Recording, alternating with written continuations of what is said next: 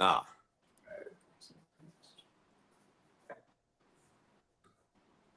All right.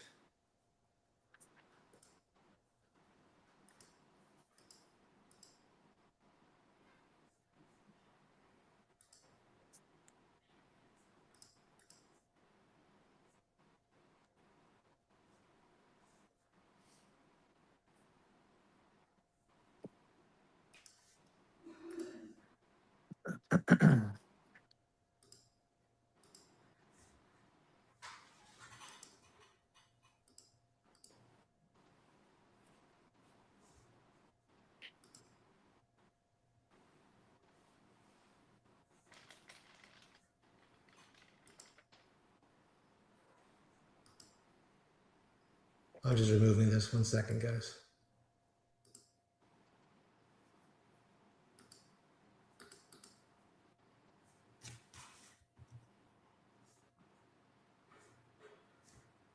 I'm glad you brought that jacket.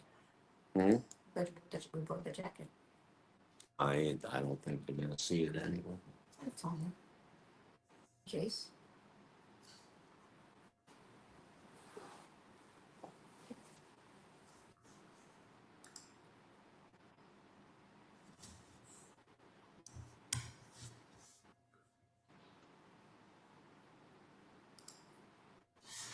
All right, guys. All right, thanks for coming out. Pete, I don't know if you've ever met Theo, but this is my tournament director for all my events. How you doing? Nice to How's it meet you, going, Pete? sir. Yes, sir. So, Pete, thank you and for your time, and thanks for tell Renee thank you for allowing us to have you for a few minutes today. How have you been? Oh, trust me, she's listening. No worries. He's on my phone. How have you been? I've been really good, I've doing a lot of things, been hanging out with my family a little bit, playing golf, and just having a good time right now. That's good. So, are you enjoying not being out there with the kids anymore and just kind of doing your own thing? Oh, I do not miss being out on the regular tour at all. I mean, I watch the kids. I, my rev rate is what, maybe 325, 350, and they're all over 500. So it's kind of amazing to watch their ball hit and think I throw a really good shot and then watch my ball, because my ball hits about 100 times weaker than theirs. But no, I Well, do not miss it at all. so, this is be kind of just a super fun thing. We won't take up too much of your time this evening. I know you're in Florida right now, so it's a little after 9 o'clock already. So, I just wanted to, as long as we and I have known each other, it's been what, 25 plus years probably at this point. And Probably, yeah. this is the first time we're ever doing this. I think you Yeah, and I have I've never never been on done a a podcast podcast with you together. yet. So, No.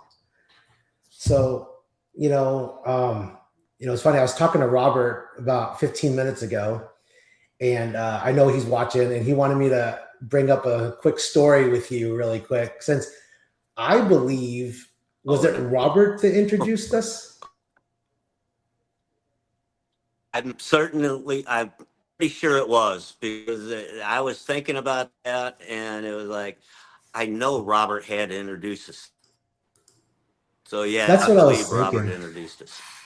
So he wants me to bring up the Kieran Cup back in 2004. And he wanted me to bring up Which the one? Did I win or did he win? you won. I think he needed a strike in the Did 10th, and you won. You Oh, won on the bench. You won sitting, and he wanted me to bring yes, I up. did. Yeah, and he had a chance. I think he had a chance to strike out and tie. And I think he got the first one and didn't get the second one. But I was throwing this spare ball. I could not make a spare. I think I Yes. missed a two pin that game, and I think I missed a 4 pin. And the 4 pin was in the 10th frame. If I make it, it's an automatic winner. If not, he can strike out and die. And oh boy. No, I guess But the yeah, story. and then it was kind of funny because the next year he bowled a squad, throw a backup ball, and shot like 240 over with it.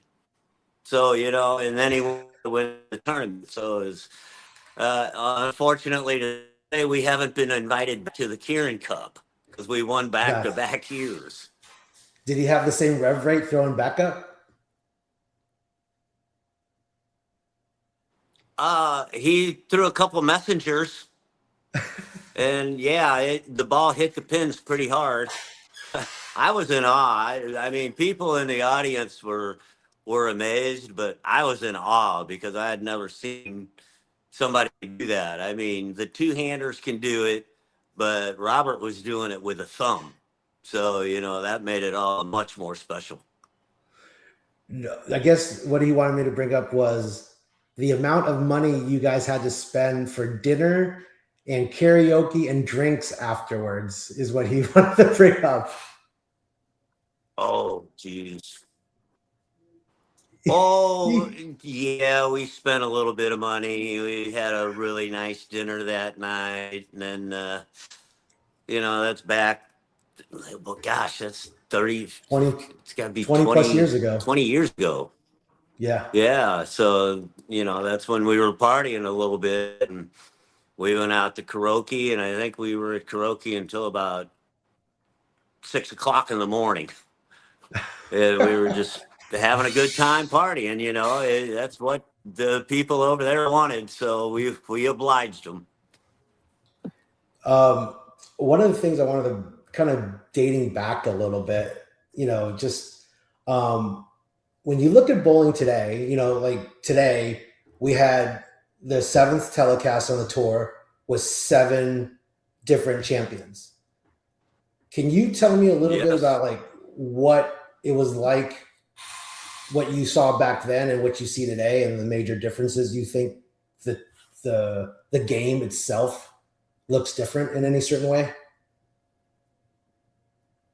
Well, obviously the bowling balls and the lane oil have changed a lot. I mean, back then they used to use a spray gun to do the lanes. They didn't use a machine. Lenny used a spray gun and then took a towel, put it across the lane, and walked down the lane. And and now today they oil board by board a lot. And back then it was you had to keep the ball in a play area. It just wasn't free will it to the right or miss left. And today, I just feel today that the power players have much more advantage. The rev rate and the bowling balls hit like atomic bombs. When back in the 80s when the angle came out, I thought that ball hit like an atomic bomb.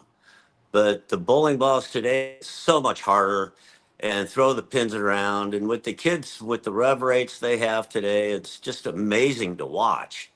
It really is.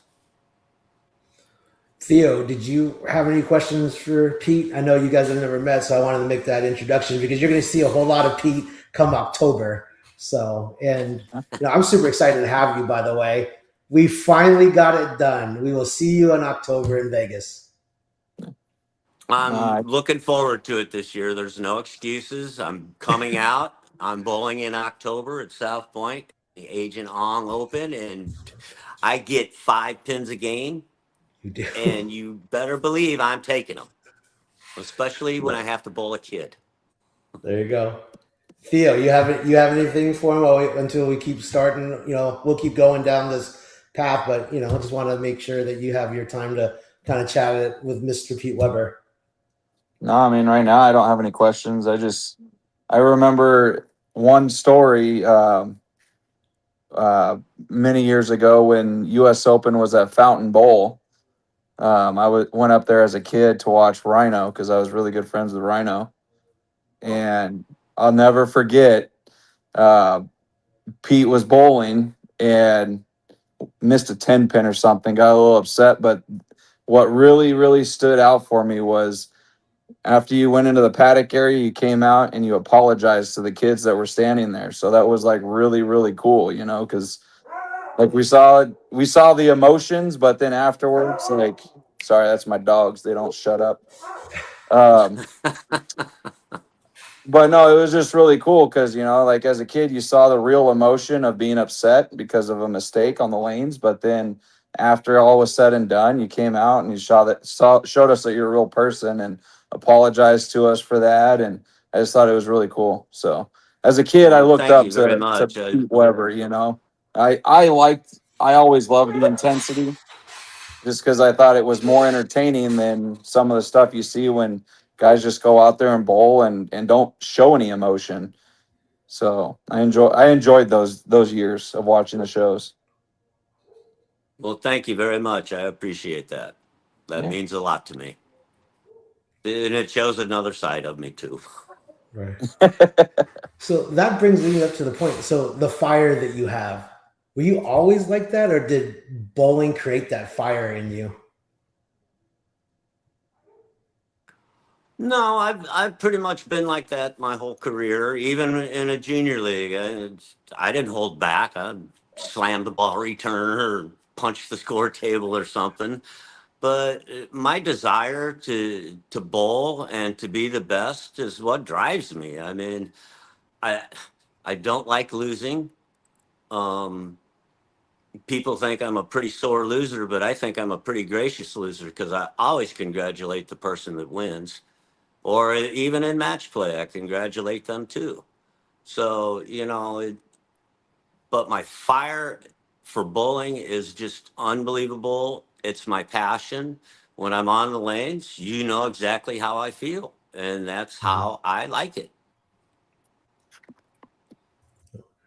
So I have another random question for you. Two-handers, urethane. What do you really think about all that right now? I'd just love to hear your opinion on the hot buttons of today's certain taboo issues, out on tour or just in bowling in general. What is your take on urethane, two-handers? Just kind of curious of what Pete Weber's take on is on that. Well, I'll start with the two-handers.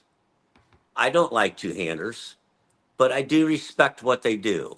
I mean, they have the ability to throw the ball with just two fingers and generate that power and know what they're doing with it. So I have to respect it. As far as the urethane goes, I'm a urethane hater. I don't like when people throw urethane, but then again, why is it being banned? It's part of bowling. It's always been part of bowling since it came out back in the 80s. So they're trying to change that to where, oh, well, you can't use this. It's got to be this hard. Why? I don't understand sometimes why they make rules the way they do. And I heard another one that they're trying to take the urethane away from juniors because it's not in the development of junior bowling. It's part Hmm. of bowling, period. There's going to be Right. urethane used when you can use them. So why ban it? I just, and remember, I'm a urethane hater, but I'm defending the urethane ball. So I don't understand some of the rules that they make. A question that I've been asked to ask you is the bowlers of today and your generation of bowler, how would you fare in today's world, and how would these dominant players of today fare back in your era of the prime? Could you see yourself bowling in 2030 with the way bowling is today, or in the future? And then could you see a lot of these dominant players today? How would they bowl in the 70s, 80s, and 90s?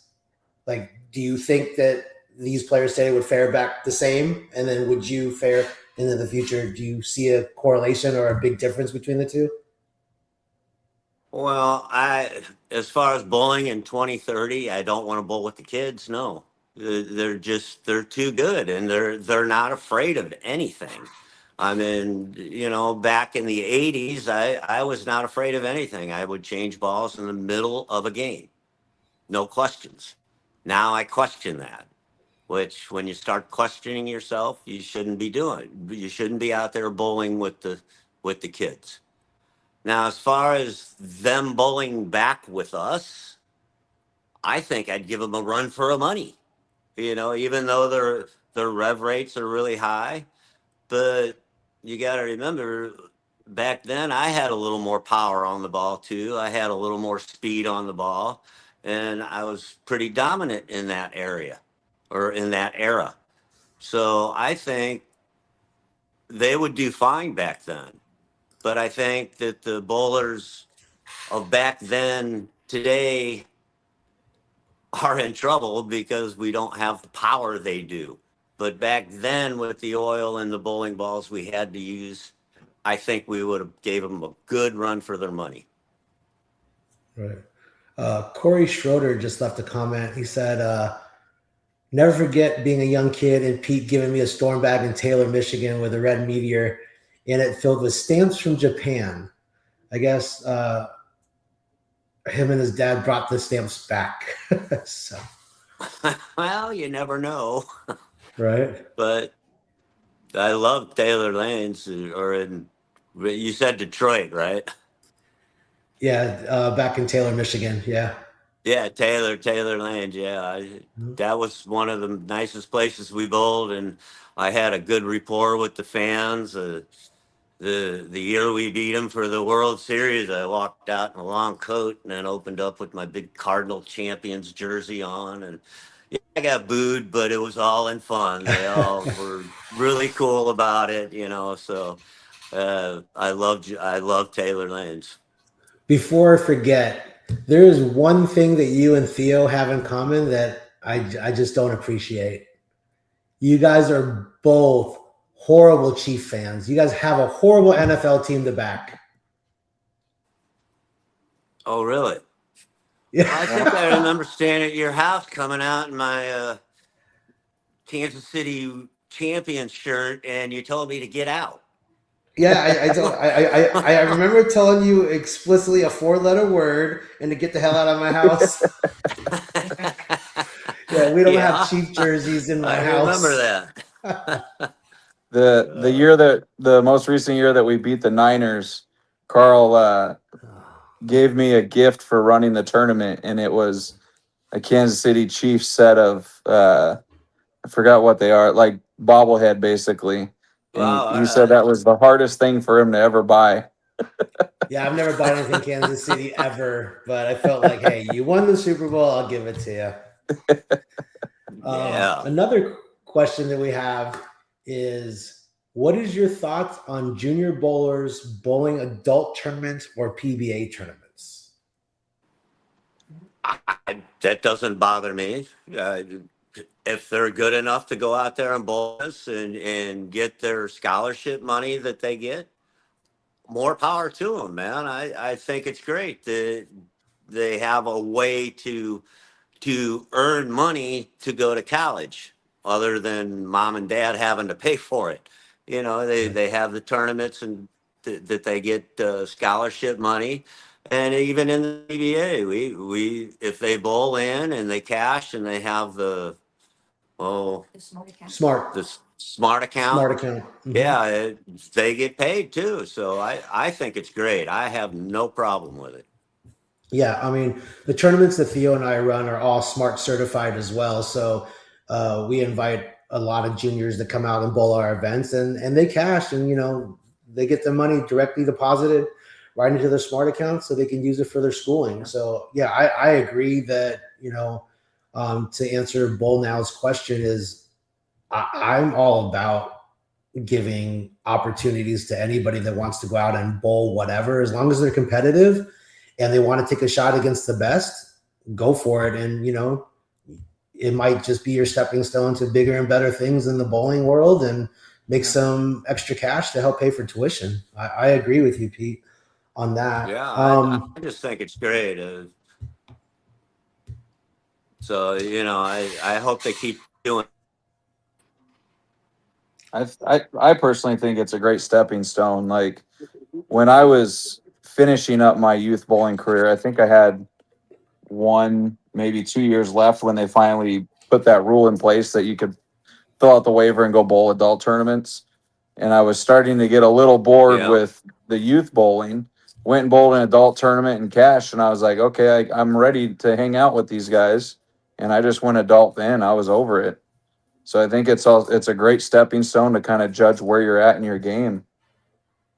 Well, and actually, when they bowl the regionals, they get experience on bowling on the patterns that we bowl on.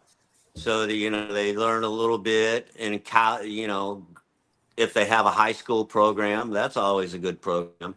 But the college is where you get your really good experience about bowling, because you don't bowl on house shots, you bowl on tough shots, and you have to pick your spares, which I've always been a big stickler about that, picking spares. So, but bowling in the PBA, the college, and the junior programs, it's a big stepping stone for them. They get their experience and they learn stuff about bowling. Mhm. Yeah. A few more questions for you, Pete, because I know it's starting to get late. Hardest part of your career people never saw.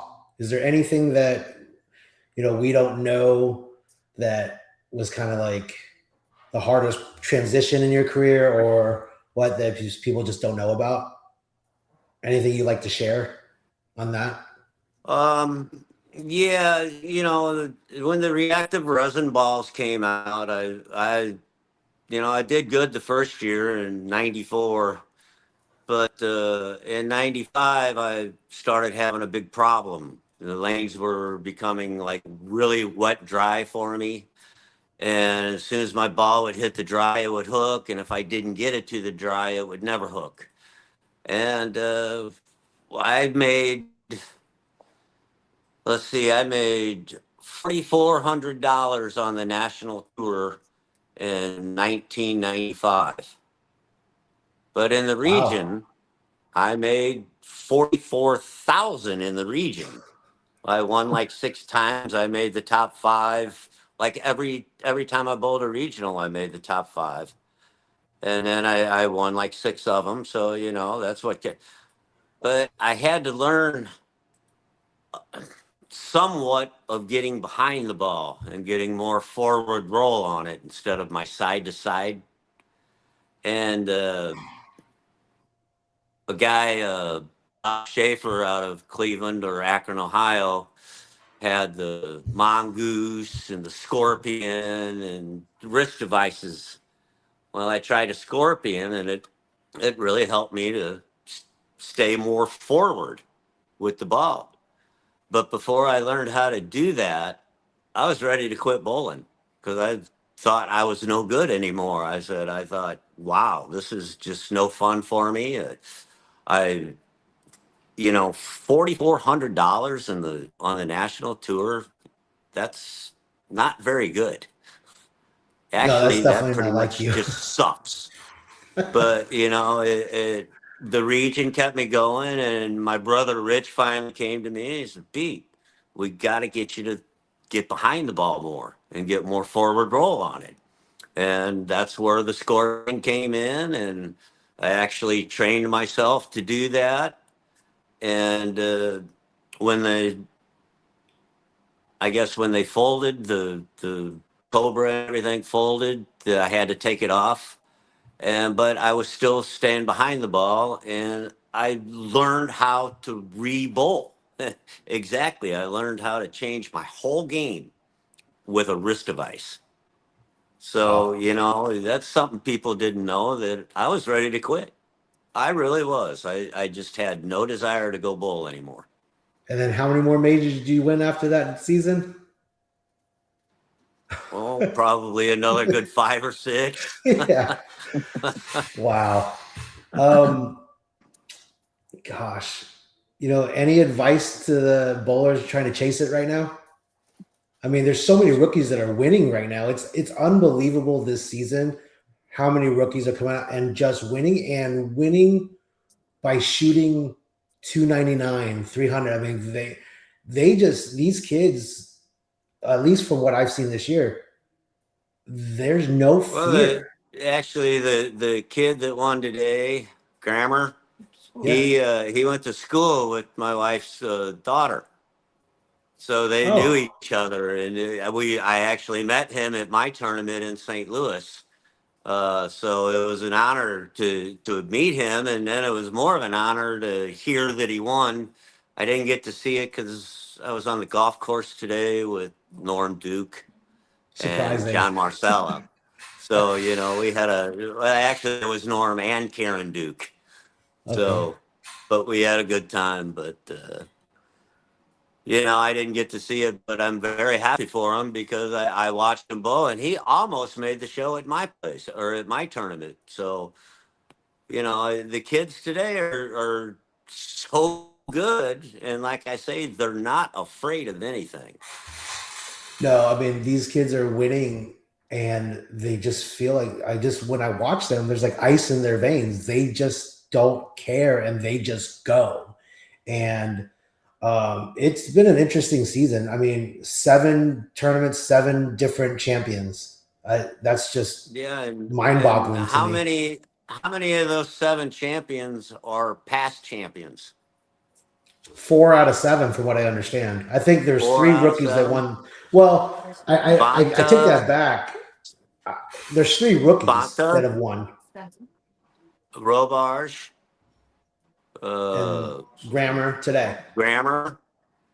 But those are Uh, rookies. But I don't know how many have won out of the 7 because I can't remember them all that are first time winners too. Maybe not rookies, but first time winners. I don't Dombrowski. remember Yeah, Dombrowski's. yet.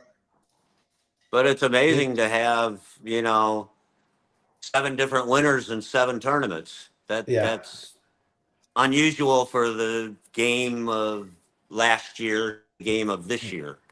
right. And another thing is, and the fact that EJ is still leading the points race and haven't won yet. I mean, that goes to show he's just still making every show pretty much and still dominating for the points race.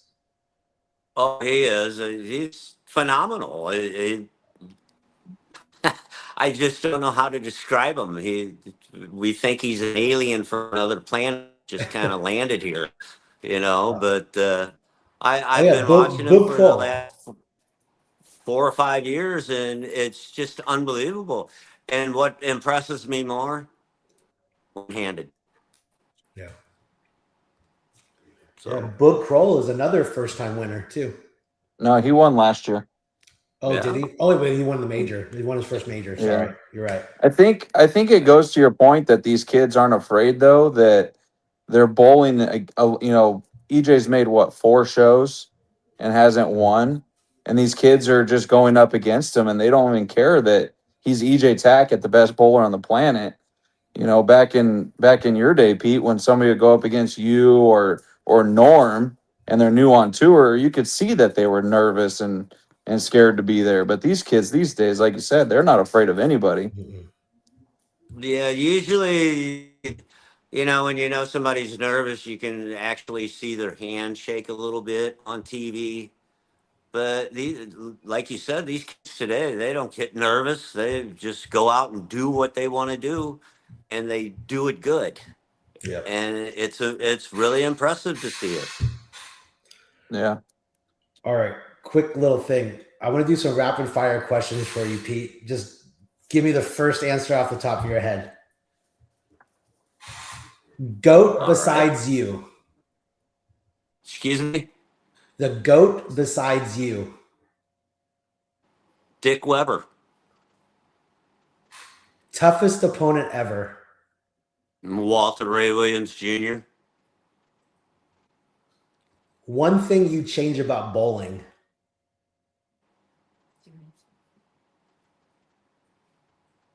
That's a tough question. I really don't know. I really have never thought about it. Okay, well, So think about I really don't know. that. We'll go back to that. If there was one word to describe your career, Fantastic. and if you had one action match for 5K, who would you bowl against? Carl Ong. You want a guaranteed win. I don't know if anyone would tune into that, but that's a great answer. You and didn't say you gotta what's give the me five guaranteed pins money. too. Oh, you wanted guaranteed money. That answer is guaranteed money. I can assure you of that. That's a great answer. Was not expecting that, Pete. um, no, I mean, Pete, we've known each other for so long, and um, I can't thank you for the friendship that you've shared with me for the last better part of 2.5 decades. So, again, it's a complete honor to call you a friend and to um, just be able to call you whenever and just to truly say that you're a friend of mine. So again, I wish you and Renee the best, and I truly look forward to having you in October. I think we're gonna have a blast. Just every time we get together is just full of laughs, and having you and Robert in the same building with me, I think is going to be just a ton of laughs. And I truly look forward to seeing you. Um, yeah, I just can't thank you enough for taking your time out today. Um, and I'm excited, and there's more events here, in Phoenix, Pete. You can always come back for a couple extra events Oh, I before know there October. is. I know there is, but I got the senior tour now, and we got this tournament at the Villages, and then we got 2 weeks when we start in Minnesota, and then we're good until all the way to pretty much mid-August with traveling. There's no weeks off in between anymore, so we're just traveling, and bowling, bowling, bowling. And Carl, by Yeah. the way, I always go out of my way to come see you. When I see you in the stands, I always go out of my way to say hi to you. You That's how much absolutely do. respect and love I have for you. Well, thank you so So, much. true friends are hard to come by. You're one of them. I truly appreciate that, sir. And Theo, any last thoughts for Mr. Weber? No, I just look forward to October, and hopefully we can all get together and have dinner together one of the nights so I can hear some stories. I think one of the coolest dinners I ever got to have was years ago. I was bowling the Masters in Reno, and I got to have dinner with Rhino, Simonelli, and Norm Duke. And I'll Oh, tell you wow. what, myself, Rhino, and Simonelli just kept our mouths shut and listened to Norman Norm never shut tell. up, right? Well, we just listened to him tell stories and teach us about bowling. So I was all ears trying to learn. Well, yeah, Well, I'm sure you got a pretty good earful of stories with Norm. Well, I think the greatest thing was at the end. He got a full rack of ribs, and we're all just sitting there eating, and he's telling stories, and then he looks at us and he goes, "I need to find a bathroom." He had barbecue sauce up to his elbows. Yeah, he likes his barbecue sauce on his ribs. Well, I can say I that's do fun. too. So if Well, it's not dripping off of it, there's not enough barbecue sauce on it. well, I know that I've had my fair share of fun stories with Pete, and I'm pretty sure you've forgotten more stories than and forgotten more about bowling than I'll ever know in my lifetime. Well, So you again, never know until you hear it. yeah, fair enough. But again, Pete, thank you. Please send Renee our love, and I'm sure we'll chat plenty of times before October. But again, thanks for your time this evening, and good luck the rest of the senior swing. And we'll see you soon, my friend. Yes, thank you, Carl. Thank you. And I will see everybody at the Agent Ong Open in October at South Point. Yes, sir. Thank you. You guys have a good You night. got it, brother. All Take care, right. sir. See you. Bye. A good one. Bye.